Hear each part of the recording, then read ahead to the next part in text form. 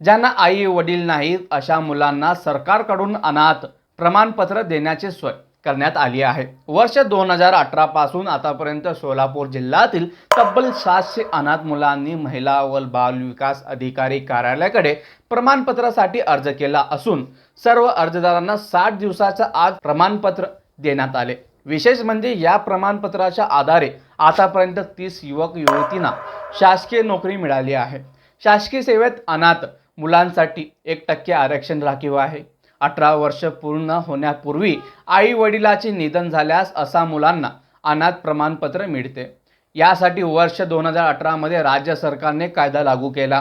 कागदपत्राची आवश्यकता अनाथ प्रमाणपत्रासाठी अर्ज करण्यात आई वडिलांचा मृत्यू दाखला, अर्जदाराचा आधार कार्ड, जन्म दाखला, शाळा सोडल्याचा दाखला व शैक्षणिक कागदपत्रे आवश्यक असतात।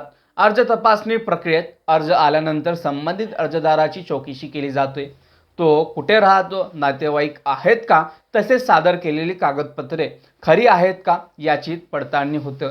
महिला व बालविकास अधिकारी व बाल कल्याण समितीच्या बैठकीनंतर शिफारस करून अर्ज पूर्ण उपायुक्तकडे पाठवला जातो। अर्ज दाखल झाल्यानंतर 2 महिन्यात प्रमाणपत्र दिले जाते। मी समीर आबादीराजे आणि तुम्ही पाहतात सोलापूर की जनता।